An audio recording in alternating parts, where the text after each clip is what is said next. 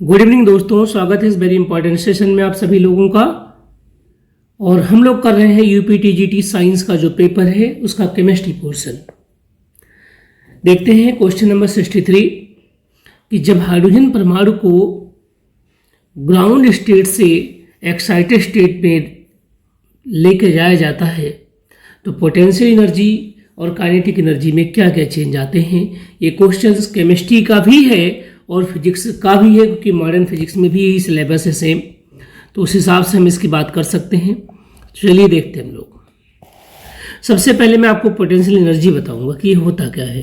तो जो potential energy हमारा है उसका जो फार्मूला बनेगा वो सिंपली बनेगा माइनस, ये प्रोपोर्शनल होगा E²/r के, रेडियस के।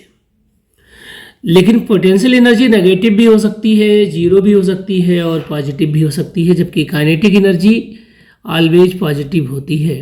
और ये कितना आता है, ये E²/2 टाइम्स ऑफ Rn।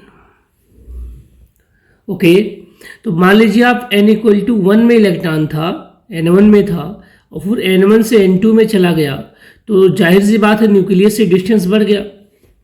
अगर ये डिस्टेंस बढ़ेगा तो R की वैल्यूज बढ़ जाएगी। जब R की वैल्यूज बढ़ेगी तो पोटेंशियल एनर्जी का जो नेगेटिव वैल्यूज होगा वो कम हो जाएगा। मतलब अगर नेगेटिव कम हो रहा है इसका मतलब पॉजिटिव बढ़ रहा है, सिंपल सी बात। सेम तरीके से काइनेटिक एनर्जी में जब आप बात करेंगे तो R अगर बढ़ेगा तो काइनेटिक एनर्जी घटेगा और पॉजिटिव घटेगा तो इसका मतलब डिक्रीज कर रहा है। या आप ऐसे देखिए कि जो वेलोसिटी ऑफ इलेक्ट्रॉन होता है प्रोपोर्शनल टू Z/n होता है।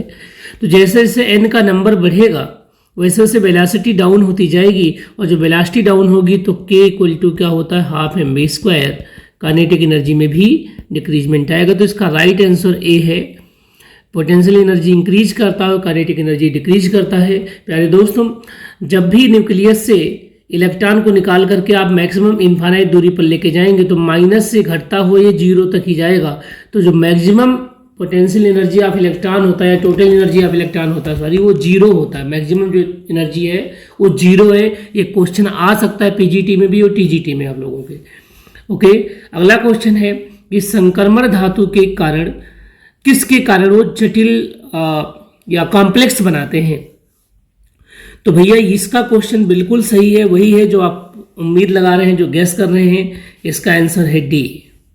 पहली बात तो साइज छोटी होनी चाहिए, अवेलेबल डी ऑर्बिटल होने चाहिए और लार्ज आयनिक चार्ज भी होना चाहिए जिससे वो अट्रैक्ट। तो ये तीनों बातें सही हैं, तो 64 का आंसर बनेगा डी। अब आते हैं दूसरे क्वेश्चन पर हम लोग। ये क्वेश्चन है आपका केमिकल बॉन्डिंग से रिलेटेड। निम्नलिखित में से किसका आयनिक लक्षण सर्वाधिक है। Among the following the one which has maximum ionic characters. Ionic character को पढ़ने के लिए हमें फजान का रूल पढ़ना चाहिए। अगर आप फजान रूल नहीं याद करते हैं तो आपको मैं फार्मूला बता देता हूँ, आप वहाँ से बहुत आसानी से निकाल सकते हैं। अगर आपको इलेक्ट्रोनेगेटिव वैल्यूज पता हो तो आप हेनरी स्मिथ फार्मूले का यूज कर सकते हैं। हेनरी स्मिथ फार्मूले का यूज कर सकते हैं। वो क्या है, वो सिंपली है आपका 3.5 इंटू जाई ए माइनस जाई बी प्लस 1.6 इंटू जाई ए माइनस जाई बी का स्क्वायर। यहाँ से निकल जाएगा परसेंटेज आयनिक करेक्टर्स। एक तो ये तरीका है निकालने का, क्योंकि सबकी इलेक्ट्रोनेगेटिविटी आप याद कर सकते हैं, लेकिन ये कैलकुलेशन एग्जाम के लिए घातक है क्योंकि आप 1 मिनट में कर नहीं पाएंगे। तो आप सिंपली फजान रूल पर आ जाइए। फजान क्या कहते हैं कि जब मेटल की साइज छोटी होती है तो उसमें कोवेलेंट करेक्टर ज़्यादा होता है। तो इसमें अगर हम बात करें तो लिथियम, सोडियम, पोटेशियम और सीजियम में सबसे छोटी साइज लिथियम की है, तो सबसे ज़्यादा कोवेलेंट करेक्टर लिथियम में आएगा, मतलब सबसे पुअर आयनिक करेक्टर LiCl में होगा। लेकिन मुझे चाहिए आयनिक करेक्टर सबसे ज़्यादा, तो किसमें होगा, सीजियम के कंपाउंड में। तो D is the right answer. आगे बढ़ते हैं। एक इलेक्ट्रॉन का आवेश क्या है। देखिए आप लोग सोचते हैं कि छोटे क्वेश्चन नहीं पूछे जाते हैं, छोटे क्वेश्चन भी पूछे जाते हैं। क्लास 9th के क्वेश्चन है ये हर बुक में, ठीक है। अब ये कंफ्यूज क्या करता है, पावर। तो पावर आपका 10⁻⁻19 कूलाम होता है। कई बार यूनिट चेंज कर देगा ये। और कितना होता है, 1.6। माइनस लगाने की जरूरत नहीं क्योंकि मैग्नीट्यूड पूछा है। वह पदार्थ जो चुंबकीय क्षेत्र द्वारा आकर्षित हो जाते हैं, जो आकर्षित होंगे तो डाया कैसे होंगे, वो तो पैरा हो जाएंगे या फेरो हो जाएंगे या फेरी हो जाएंगे। तो सिंपली आप बोलेंगे अगर चुंबकीय क्षेत्र में खींच रहे हैं तो उनको फेरोमैग्नेटिक बोलेंगे। क्या बोलेंगे आप, फेरोमैग्नेटिक। अगर हल्का सा खिंच जाए तो पैरामैग्नेटिक, बिल्कुल रिपल हो जाए तो डायामैग्नेटिक, तेजी से खिंच जाए तो क्या हो जाए फेरोमैग्नेटिक, और अगर लगे कि खिंच जाना चाहिए उसको लेकिन नहीं खिंच रहा है तो फेरीमैग्नेटिक, या कम खिंच रहा है तो फेरीमैग्नेटिक। ये है इलेक्ट्रोकेमिस्ट्री का। देखिए सेल से रिलेटेड 4 क्वेश्चन एक पेपर में होना अपने आप में बहुत बड़ा अचीवमेंट है। इस नाते मैं कहता हूँ आप उठाइए 12th की कोई भी अच्छी सी बुक और इलेक्ट्रोकेमिस्ट्री को बहुत अच्छे तरीके से कर लीजिए, लेकिन क्वेश्चन टिपिकल नहीं आ रहे हैं। अगर आप केवल हेडिंग को अच्छी तरीके से पढ़ेंगे तो भी हो जाएगा, ठीक है। आपके सेल रिएक्शन नहीं पूछ रहा है कि निकल कैडमियम में कौन सा सेल रिएक्शन है, बस सिंपल सा डेफिनेशन पूछ रहा है कि which one of the following statement is not correct. A secondary cell में भी रिचार्ज आफ्टर यूज, इसी नाते नाम ही सेकेंडरी सेल है, तो ए इज द राइट हमें इनकरेक्ट ढूंढना है आज। और nickel cadmium cell is an example of a primary cell, बिल्कुल गलत बोल रहे। जो निकल कैडमियम सेल होता है वह एक तरीके का सेकेंडरी सेल होता है, ठीक है, जो लेड स्टोरेज बैटरी से बिल्कुल मिलता जुलता है। वो उसका एक कह सकते हैं कि ऑप्शनल था, जो उसकी जगह पे बनाया गया था। कौन? जो हमारे पास निकल कैडमियम बैटरी थी।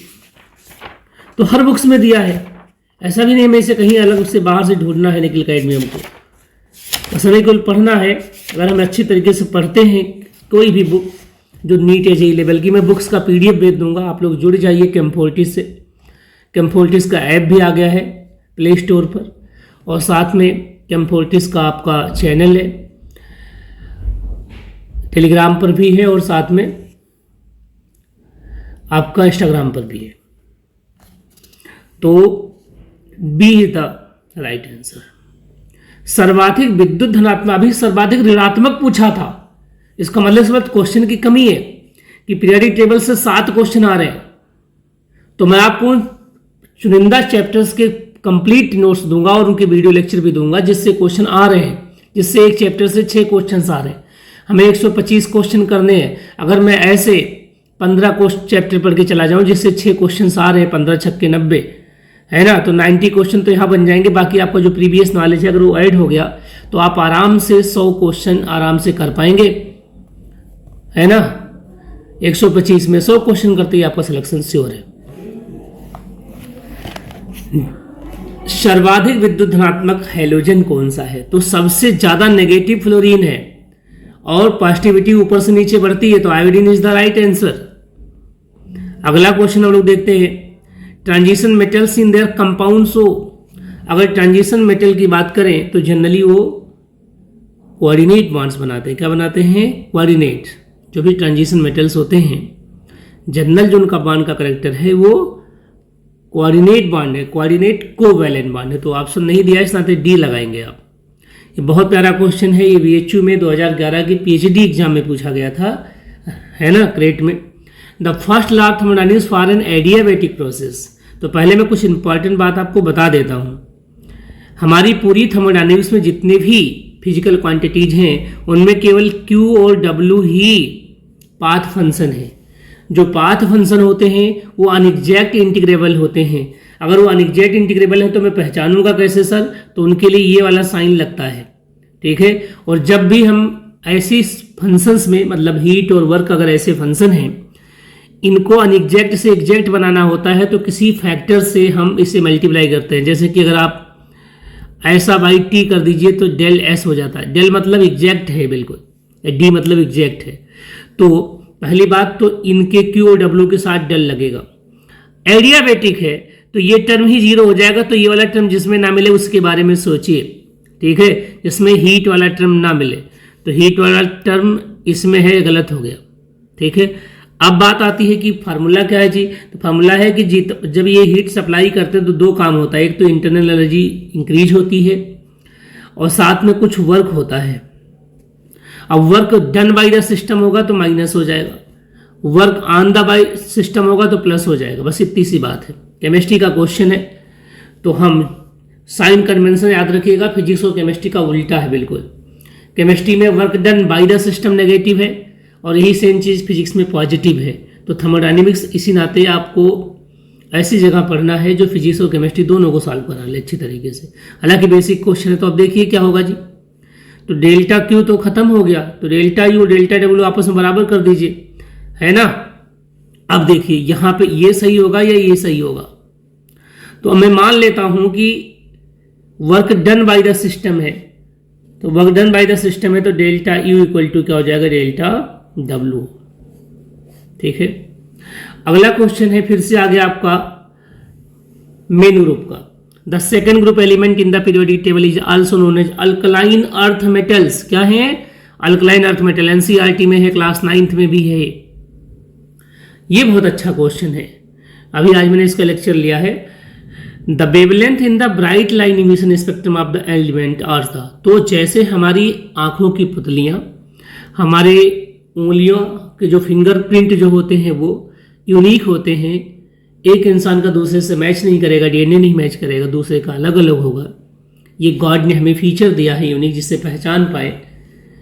वैसे ही हर एलिमेंट का जो इमिशन स्पेक्ट्रा होता है यूनिक होता है। तो ये क्या होते हैं, characteristics of the particular element. बिल्कुल सही है। The same of for element गलत है। Avonlea distributed through out the गलत है। Different from the wavelength in this arc, तो इसका ऑप्शन ए होगा, ए इज द राइट आंसर। ये बहुत अच्छा क्वेश्चन है, ऑर्गेनिक केमिस्ट्री में हम लोग आ गए हैं। Which of the following will not give a carbocation as an intermediate. इनमें से कार्बोकेटायन किसमें नहीं बनता है ये बताना है। तो ethyl magnesium halide, ethyl magnesium halide जो आपका होता है गिरनार्ड एजेंट है, कहीं भी पढ़िए आप। गिरनार्ड एजेंट क्या होता है, RMgX होता है। मैग्नीशियम की इलेक्ट्रोनेगेटिविटी एक्चुअली में अगर ध्यान से हम देखें, है ना, तो ठीक ठाक होती है, 1.2 के आसपास होती है। तो ये पॉजिटिव होता है और ये नेगेटिव होता है। तो ये न्यूक्लियोफाइल है, मतलब कि ये एक तरीके से कार्बोनाइन बनता है ना। तो A is the right, not give, तो A is the right answer. बाकी मिथाइल ब्रोमाइड है तो यहाँ पे प्लस आ जाएगा, विनाइल में भी प्लस आएगा, इथेनॉल में तो आता ही आता है एसिड डालते ही। अब आता है पी एंड एफ कक्षाओं के लिए एजीमुथल क्वांटम संख्या क्रमशः है। एजीमुथल क्वांटम संख्या मतलब कि दिग्वंशी क्वांटम नंबर, मतलब सेकेंडरी क्वांटम नंबर। ये तो P है और ये F है। तो L की वैल्यू क्या होती है, अगर 0 है तो S होगा, 1 है तो P होगा, 2 है तो D होगा, 3 है तो F होगा। बताइए, अगर P है तो 1 होगा और F है तो 3 होगा, तो 1 and 3, B is the right answer. The cell reaction of secondary batteries reversible होती है जी। तभी एक बार चार्ज कर लेते हैं, फिर उसे डिस्चार्ज होता है, फिर चार्ज करते हैं, तो रिवर्सिबल होता है। अब इसमें क्वेश्चन ये है कि the metal used to detect nitrogen in an organic compound. बहुत बढ़िया क्वेश्चन है, बहुत अच्छा क्वेश्चन। एनसीईआरटी में भी है और 11th की हर बुक्स में दिया गया है, और बीएससी में अलग से ये बीएससी 5th सेम में डाला गया है। हमारे पास 2 एलिमेंट हैं एक्चुअली में देखा जाए, है ना। तो पूछा है the metal use to detect the nitrogen in the organic compound. तो आपने सोडियम एक्सट्रैक्ट तो सभी ने बनाया होगा ना। सोडियम एक्सट्रैक्ट लेसैग्ने सोल्यूशन बोलते हैं। तो लेसैग्ने सोल्यूशन में हम सोडियम ही यूज करते हैं, क्योंकि ये लिथियम और पोटेशियम के बीच में है, तो इसकी रिएक्टिविटी इन दोनों के इंटरमीडिएट में होने की वजह से हमारे लिए यूजफुल है। और इसको हम केरोसिन ऑयल में रखते हैं, ठीक है, इसको हम केरोसिन ऑयल में रखते हैं। जो आपका लिथियम है बहुत रिएक्टिव होता है, उसको पैराफिन वैक्स में प्रेस करके रखते हैं। पोटेशियम को हम पैराफिन वैक्स में इसमें भी रख सकते हैं। पोटेशियम को भी बहुत ही खतरनाक ये भी होता है, सबसे ज़्यादा तेजी से आपने पढ़ा होगा लिकबासर का, है ना, नो।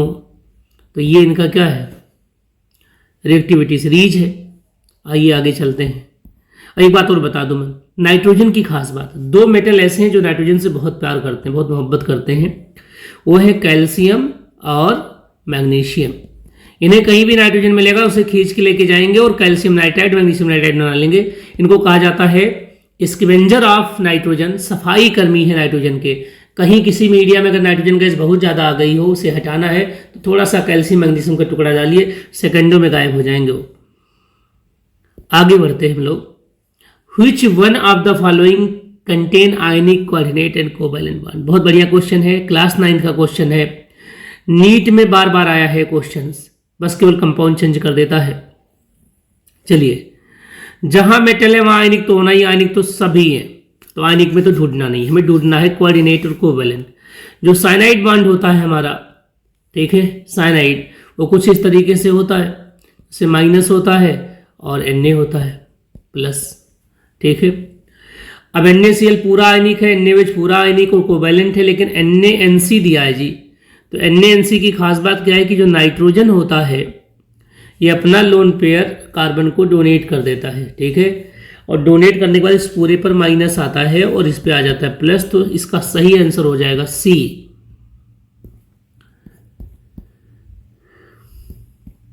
अगला क्वेश्चन है कि डी ब्लॉक में क्या है, तो ऑल एलिमेंट्स डी ब्लॉक में मेटल हैं, ए आंसर। देखिए BSc है, 5th सेम का क्वेश्चन है, 5वें सेमेस्टर का, और साथ में ये 11th का भी है, तो आप 11th से भी काम चला सकते हैं। 9th 10th 11th को जी जान लगा के पढ़िए, कुछ भी मत छोड़िए।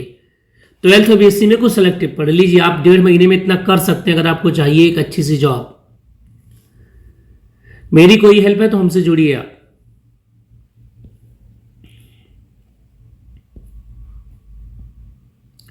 Reaction of aniline with excess of bromine water की, बहुत बढ़िया क्वेश्चन है। एनिलीन का रिएक्शन हम ब्रोमीन वाटर से कराते हैं। ये क्वेश्चन एनसीईआरटी का है, एग्जाम्पल क्वेश्चन है, पहले चैप्टर का है, और सॉरी हाँ एक्सेस ब्रोमीन वाटर के साथ है, तो ये नाइट्रोजन एंड इट्स कंपाउंड में से है, carbon compound of carbon containing nitrogens, ठीक है।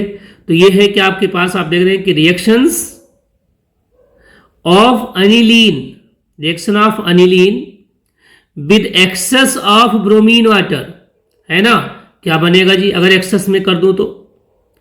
इसका मतलब इसके दो रिएक्शंस होंगे, एक एक्सेस होता होगा और एक एक्सेस नहीं होता होगा, ठीक है। तो जब एक्सेस में कर ही दोगे तो जहां जहां लग सकता लगेगा, तो मैक्सिमम लगेगा तो 2,4,6 ट्राइब्रोमो एनिलीन। इसका राइट आंसर क्या बनेगा? डी बनेगा। अगला है कि द बोल्टिक सेल से देखिए 4 क्वेश्चन आ गए। The reaction occur at anode, anode पे ऑलवेज ऑक्सीडेशन होता है जी, एनोड पर क्या होता है? Always oxidation. तो क्या करेंगे? लोन, क्या करेंगे? Loan. Left oxidation anode negative, RRCP, right reduction cathode positive. The difference in isotope of an element is, अगर 2 आइसोटोप्स हो जाए किसी एलिमेंट के तो उनमें क्या डिफरेंस होता है? तो भैया आइसोटोप्स में डिफरेंस होता है मास नंबर का। आइसो बार में क्या सेम होता है? मास नंबर सेम होता है। आइसोटोन्स में न्यूट्रॉन सेम होते हैं। आइसो डाइफर में न्यूट्रॉन और प्रोटॉन का डिफरेंस सेम होता है।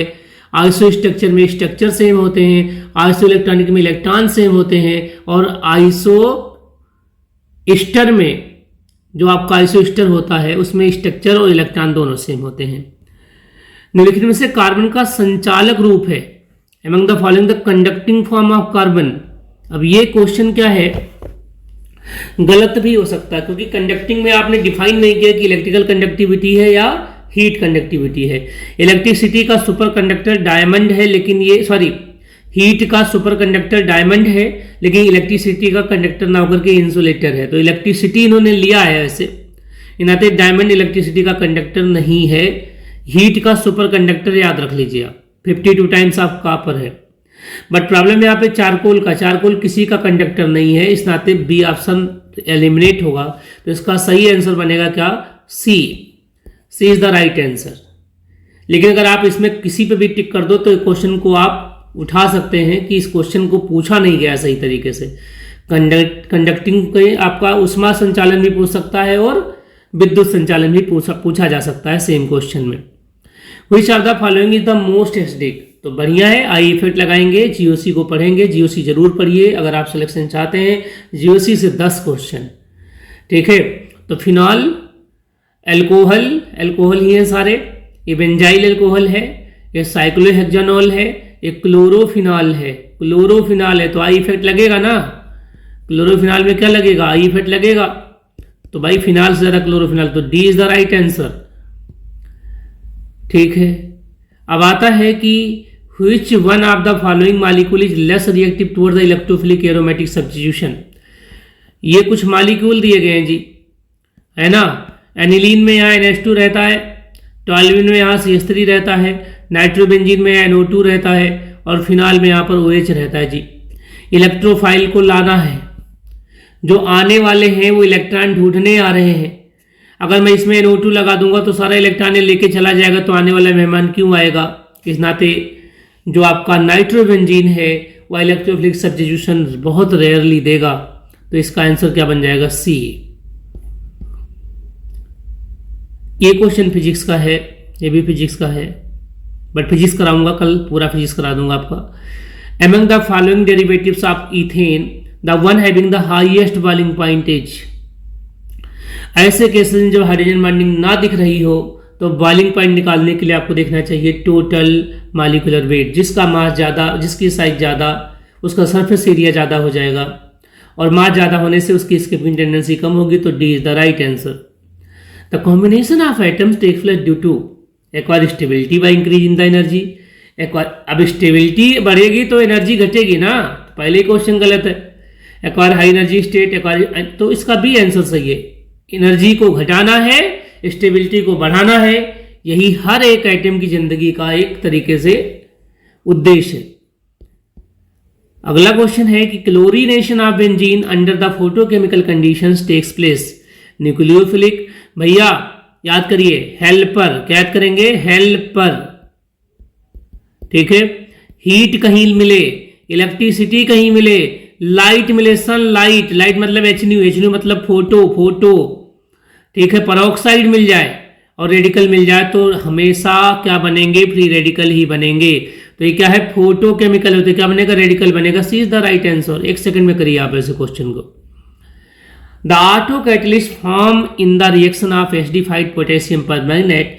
गजब का क्वेश्चन है, इसी क्वेश्चन से ही तो स्टार्ट हुआ था कैटालिस्ट या कैटालिटिक वाला जो क्वेश्चन था, है ना।